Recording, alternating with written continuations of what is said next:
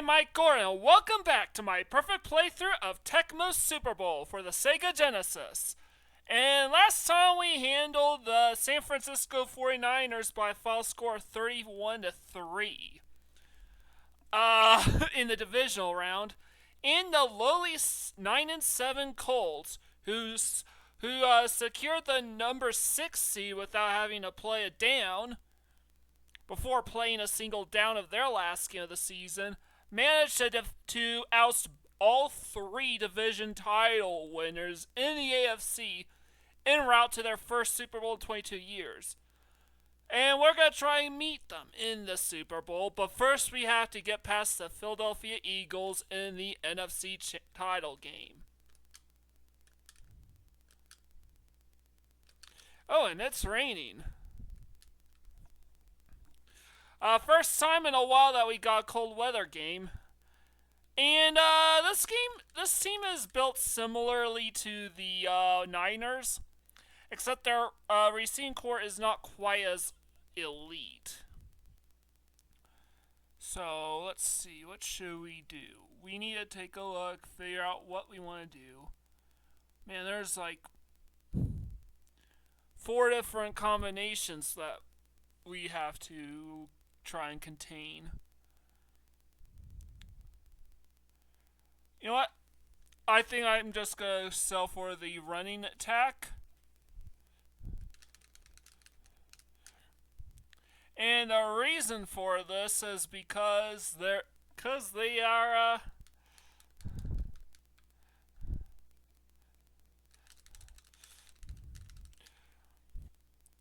it can basically cover all the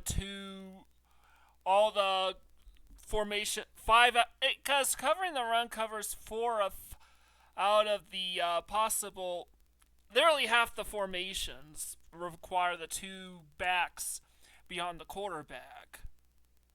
I don't know what they call it. And then there's 2 formations, 1 pass, 1 run. That's quarterback by himself, but one of them's a dual threat. And then the other 2 that either has 1 back a little bit ahead of them, 1 or 2 backs a little ahead of them, or 1 behind them. Oop. So,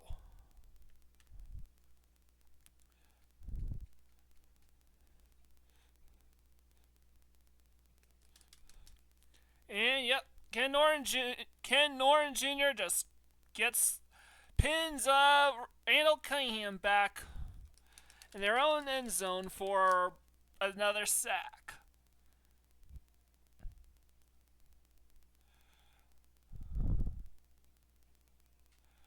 And this team seems to be pretty juiced up already. Which makes sense, this is the NFC title game. And we are undefeated. And when you're undefeated, the AI will the game will literally juice up the opposing AI as time goes on to try and beat you.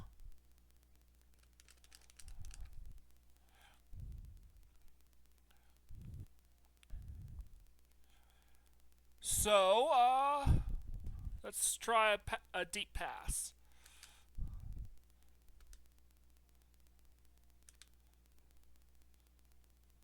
Shit. Man.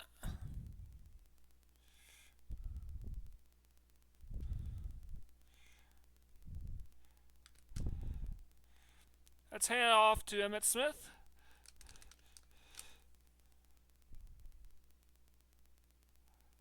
And they're juiced up, alright. Let's run it up the gut. And Emmitt Smith made room for a little bit of extra yardage. Alright, good.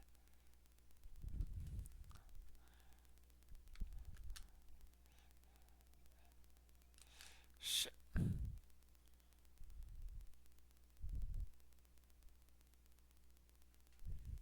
Let's try another pass.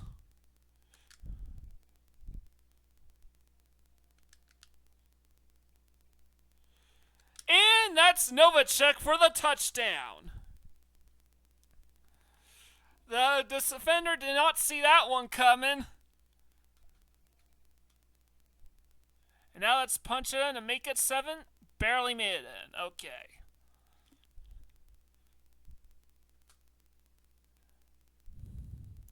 So now we put the Eagles in quite the pickle here.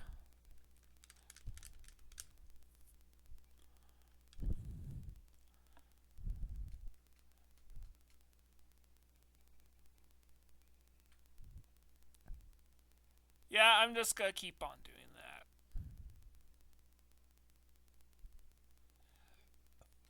And the reason why I keep doing the same play over and over is because I want my defense to hone in on Walker while one other guy takes care of either Sherman or Cunningham.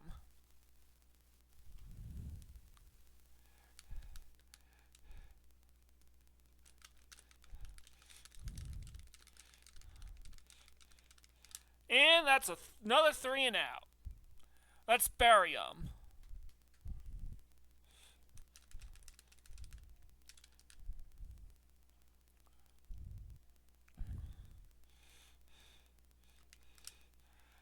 And yeah, there was no way to get around that. Alright, let's hand it off to Emmitt Smith. Ah, shit. It was a blitz. This could be bad. Unless I get this first stand now.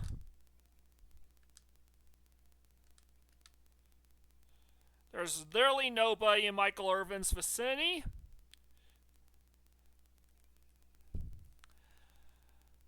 But it doesn't matter.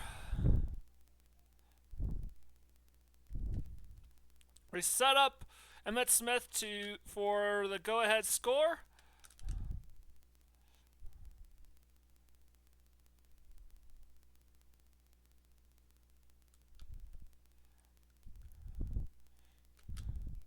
Yeah, they were just...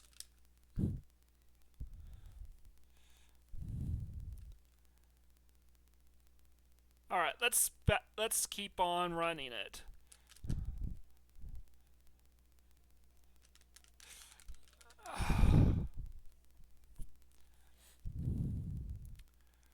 Alright, fine. They are not letting Emmitt Smith punch it in again. Please be upright. Good. We made it 10 zip, not 10 zip, so there's that.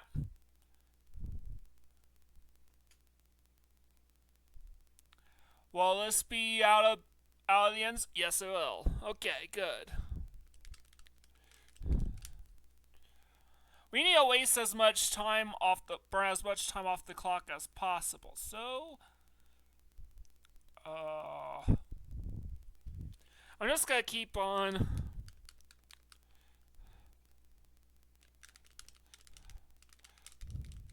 I'm gonna keep on honing in on the running attack until the CPU decides to give up on it.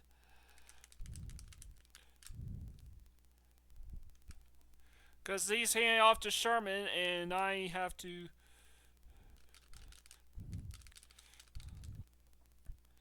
Another 3 and out. 3 straight 3 and outs.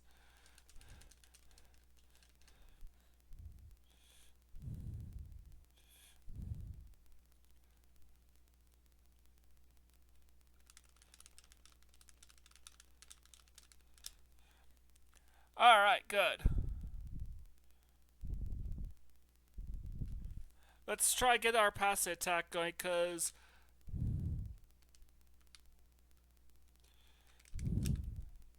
Alright, we got the first down.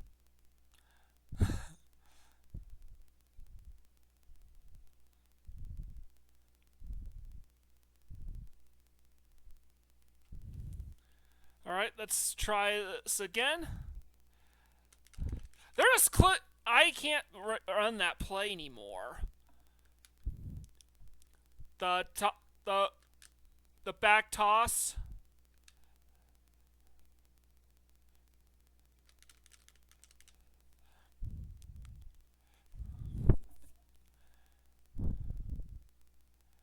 Alright, let's punch it in.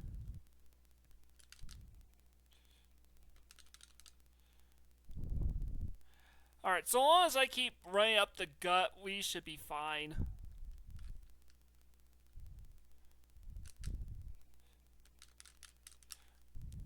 That was a blitz, and we still managed to get a yard out of that. Alright.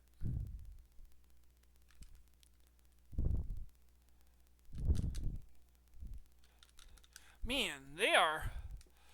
That defense is relentless.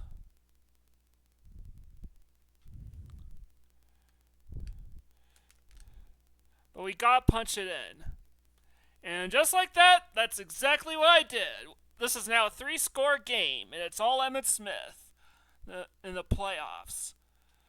Actually, this is his first touchdown of the day. I forgot I threw one to Novacek. So 17-0.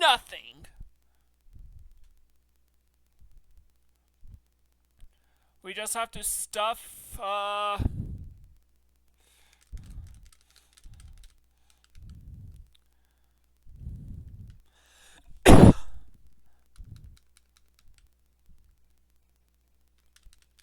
Alright. Now the Eagles have to burn their timeouts. Though I have no idea why. They could just instant play their they could just select their plays right away, but whatever. And that's a sack. A Ken Norton sack. And now they have to punt away. Man, their offensive line is stout.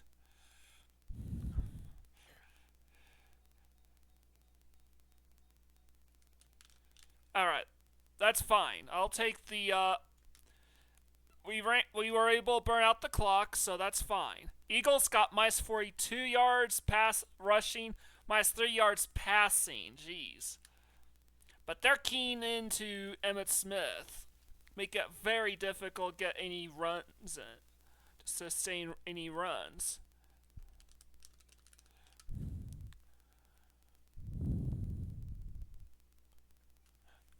But we're up 3 scores, so as long as I don't turn the ball over.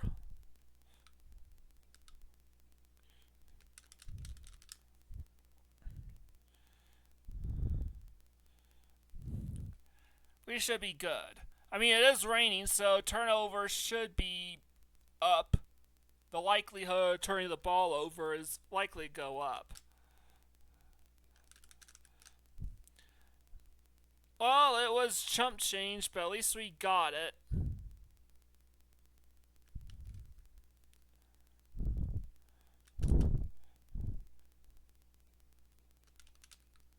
Yeah, they won't let us hand the ball off.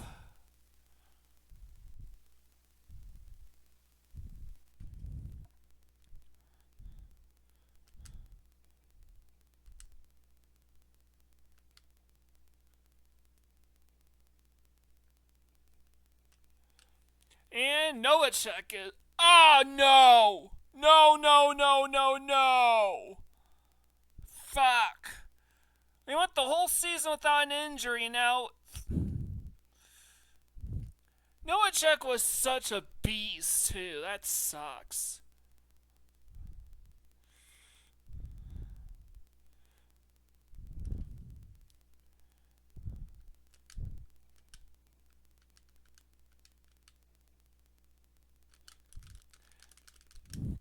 So let's just hand the ball off to Harper.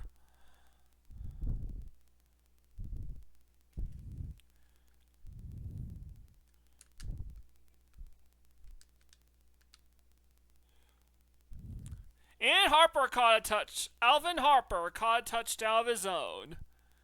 Alright, so we're still tearing up the opposing defense. That's the good news.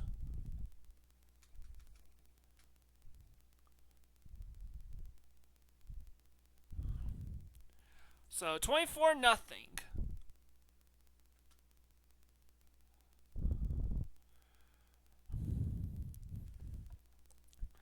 Alright, so I'm gonna tackle him. Shut down the run. Same old, same old.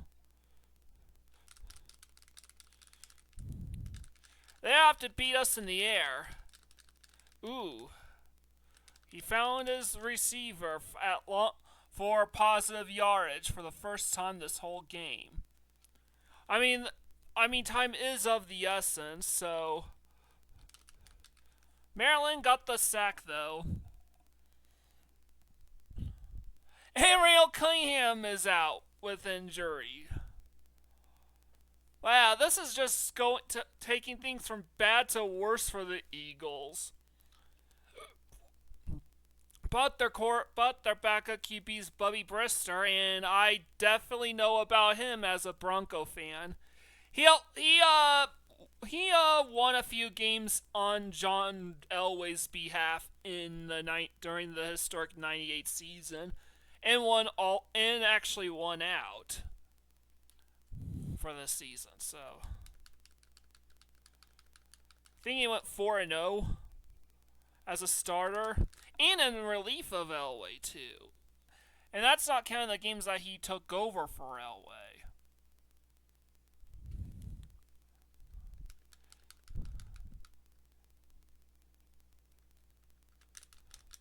And their offensive line's not, and their right tackle's not able to get past Ken Norton Jr.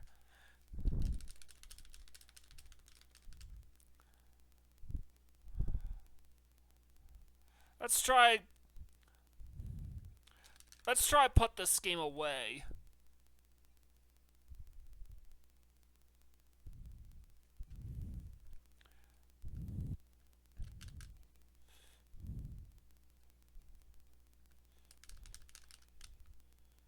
Alright, and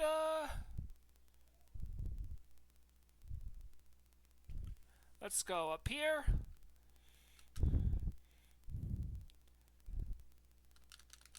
No! Ah, come on! You gotta be... A turnover already?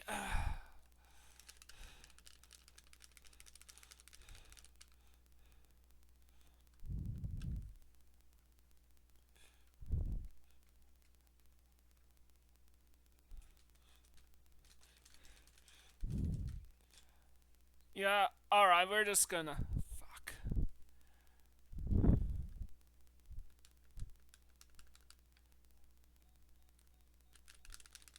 Stop! Ah, God damn it.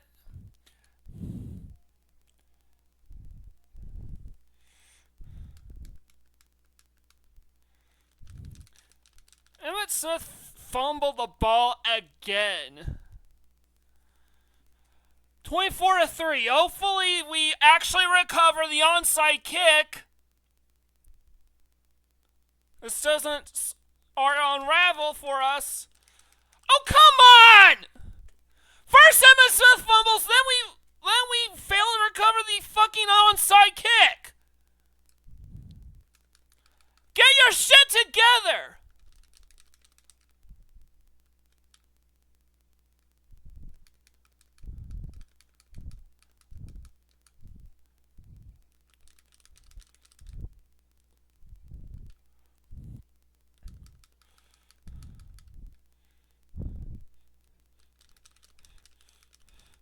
God damn it. They're gonna come back and make this a game. Fuck.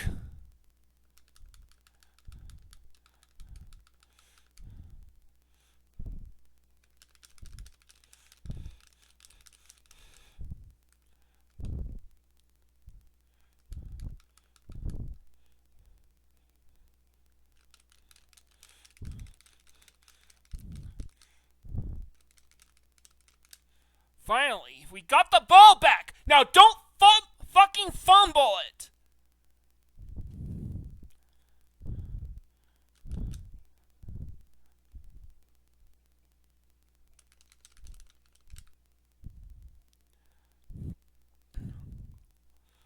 Alright, what we're probably gonna do is just keep on handing it off to Smith until I either lose yardage or they start burning their timeouts. Fuck. Lost 7 yards because... Please don't blitz me again.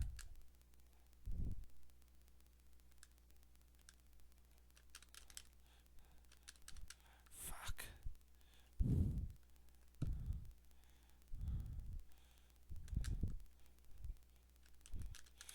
God damn it! God! Fuck! We're gonna burn every last second of this game clock before punting this.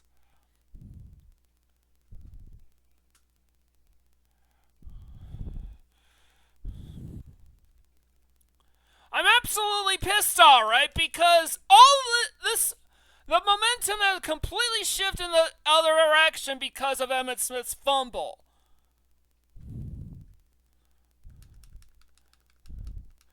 The only bright side is they're very likely to start burning their timeouts right about now. Yeah, okay, good.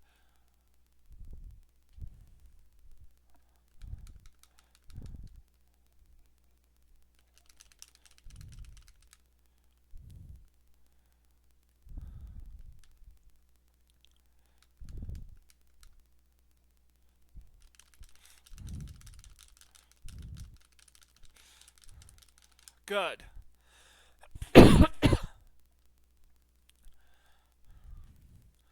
Alright, let's...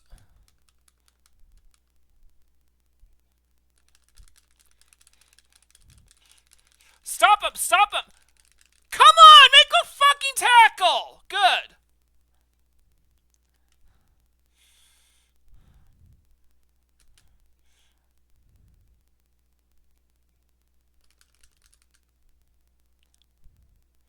And they have to burn their final timeout. But it doesn't matter because there's only a minute 2 left on the clock. So what I'm going to do is just burn out the clock and take the 24-3 win. God damn it.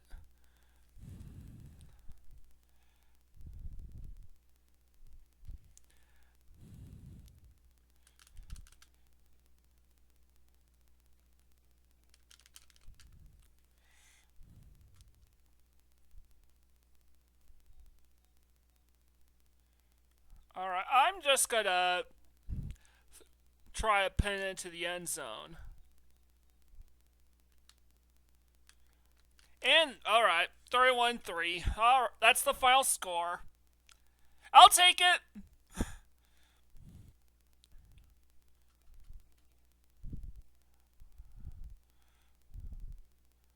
Alright, 31-3, I'll take it. Oh, I thought I got shut out in the second half up to that point, but I guess not. And just like that, the undefeated Cowboys are heading to Super Bowl XXVIII, where they will take on the Indianapolis Colts. That will be the showdown for next week, so tune in for next time. And before we sign out, I like to make my weekly predictions, and I'm going to do something a little different here. Alright, so week 15 is going to be these are my picks. My locks for the week are the Commies, Ravens, and Vikings. And this is mostly due to the fact that they are playing mostly trash this week. And all 3 of these teams are playoff caliber. The near locks are the Rams, Chiefs, Bengals, Cardinals, and Falcons. And the Cardinals aside, this is mostly due to the fact that they are going to be the road team this week. And in the Chiefs' case, they are an exceptionally fluky team. The NFL is rigged in their favor, I don't know.